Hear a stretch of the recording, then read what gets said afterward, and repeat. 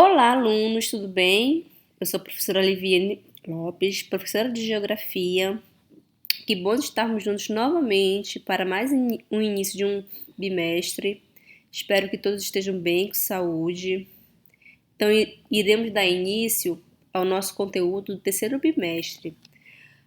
O nosso primeiro assunto é a formação da população brasileira. O Brasil é um país formado por pessoas com origem em diversas partes do mundo.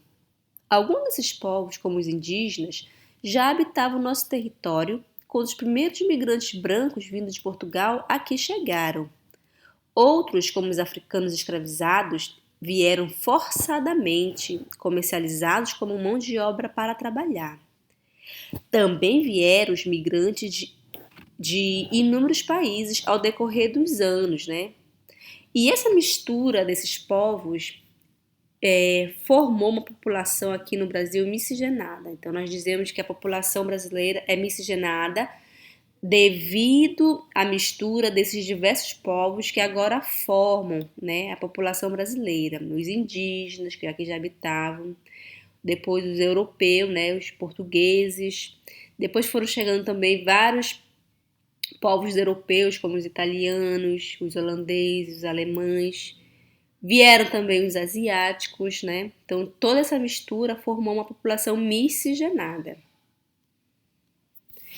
Então, podemos observar aqui por esse gráfico como é que está distribuída a população brasileira em etnias, né? De acordo com o IBGE, em 2010, 47,51% da população no Brasil é branca. Em contrapartida, 43,42% se autodetermina parda. Só que se nós verificarmos, a branca, ela é menos de 50%, né? E a parda, a preta, a indígena, a amarela, chega a ser mais de 50% da população hoje no Brasil.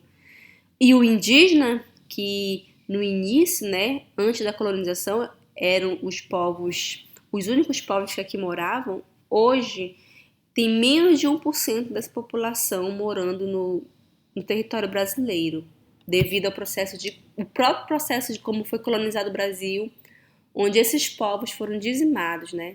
Milhares de povos foram dizimados. O grupo indígena atual corresponde aos descendentes dos nativos que já viviam nas terras que posteriormente formaram o território brasileiro. Na época da chegada dos portugueses, estima-se que havia aqui de 5 a 8 milhões de indígenas, formando uma grande variedade de povos. Cerca de 1.400 povos, que falavam aproximadamente 1.300 línguas. Então, pessoal, o indígena, né, ele já foi a população absoluta no território brasileiro. Só que, como eu falei anteriormente, a forma que foi colonizada o território brasileiro levou à extinção de milhares de tribos, de milhares de povos indígenas, hoje sobrando menos de 1% dessa população no território brasileiro. Segundo o IBGE, cerca de 896 mil pessoas se declararam indígenas em 2010.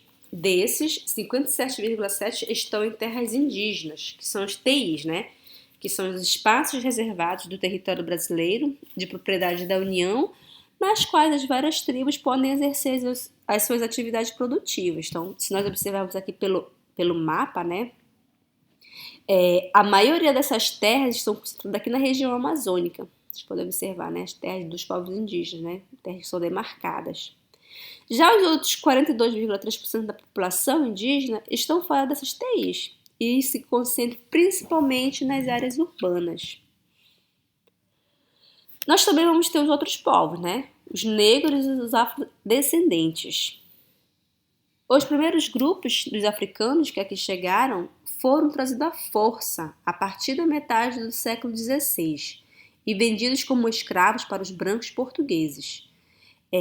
Esses diversos grupos, né, esses negros, você pode observar aqui pelo mapa, né, o continente africano, a maioria veio do Guiné, do Congo, da Angola, do Moçambique. Então, aportaram no litoral brasileiro, né, para trabalhar primeiramente na plantação de cana-de-açúcar.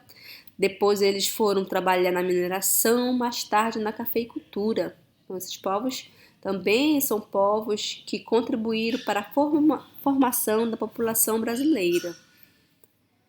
Nós vamos ter os quilombos. E o que seriam os quilombos? Os quilombos eram áreas onde diversos negros, né, diversos escravos que eles não aceitavam ser escravizados, eles fugiam, né, fugiam dos seus senhorios, adentravam nas matas, e lá eles formavam os quilombos, eram áreas onde lá eles poderiam viver de acordo com a sua cultura, de acordo com seus costumes, né, livres dos seus patrões, né, livres dos seus colonizadores. Então, se nós observarmos aqui pelo mapa, a região, o estado da Bahia é o estado onde mais apresenta essas comunidades remanescentes de quilombos, né? Em segundo lugar, vamos ter o Maranhão, Minas Gerais, Pará, né? Então, esses quilombos são áreas remanescentes de áreas quilombolas, né? Dos negros que aí fugiam, se refugiavam para poder viver a sua cultura e livres da escravidão imposta pelos portugueses. Vamos também ter os imigrantes brancos e os asiáticos. Os primeiros brancos que chegaram ao Brasil para dar início à colonização no século XVI foram os portugueses. Em menor número também vieram os espanhóis, os holandeses e os franceses.